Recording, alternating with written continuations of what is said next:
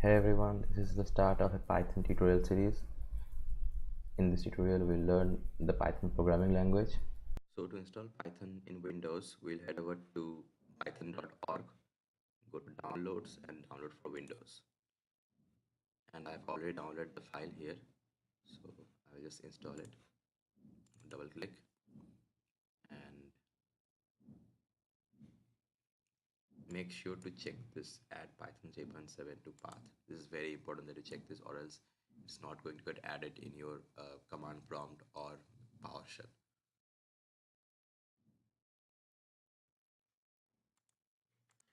Now let's open a PowerShell window and check if Python is installed or not. Can do that. Python version, and it shows 3.7.2. That means Python is installed. Now I will switch over to Linux to continue with the rest of the tutorial. So Linux already comes pre-installed with Python 2 and 3. So if you write Python -fn version in Linux, it will give you 2.7, and if you write Python 3, it gives you 3.6. And if you want to install like the latest version of Python, you can always do sudo apt install Python 3.7. For me, I have already installed it, so it's already showing it's the newest version. In this tutorial, we will use Python 3 and not Python 2, because Python 2 is going away very soon. So write Python 3. So this is what is called an interactive shell in the Python programming language. Think of this as a chat box where you can talk to Python. So if you give it something, it will evaluate and run that and give it the return back to you. So if you give it a string, it will give us the same string. If you give it 2 plus 2, it will evaluate that and will give us 4. So this interactive shell is very helpful when you are starting with Python, because there is lots of things in here, like you can do help to get documentation of Python, and you can write keywords like this, and it gives you all the Python keywords. You can also write any keyword to get the detail of it. So if you want to write a break, it will give you a detail. So this gives us a documentation of break.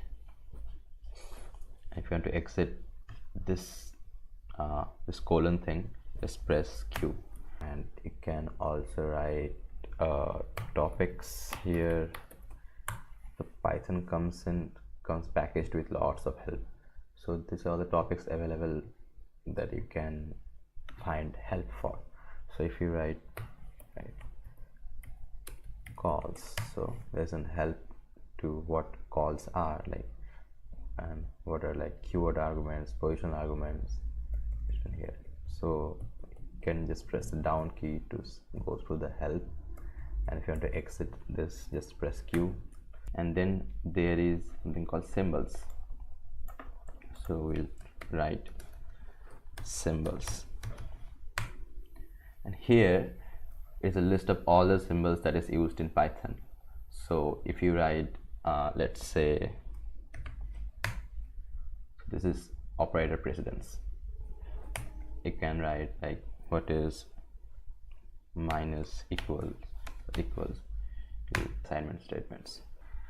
And if you want to exit help and go back to the regular interactive shell, just type quit. So let's do something more with the interactive shell. So in Python, single quote and double quotes have the same meaning, but you can't use them both simultaneously in the same string. So this is a string and this is also a string. In Python, we have strings, we have integers, we have floats, we can have arrays, or it is called lists in Python. You can have tuples, you have sets, you have dictionaries. You can write foo, to.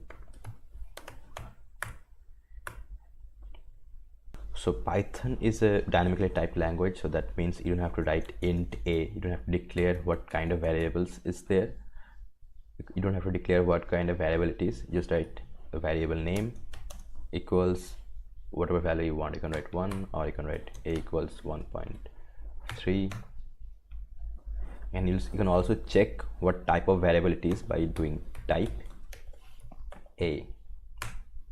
So it gives you that this is a float. If you do a equals hello, you can, if you again do type a, it will give you a string. So in Python you don't have to declare like what type of variable it is. It is recommended that you use lowercase for variable naming. Let's say var1 is 2, 2 is 3, you can do print var1 plus var2 gives you 5. You can do dir to find out how many variables you have assigned in this interactive shell. You can also do globals like this.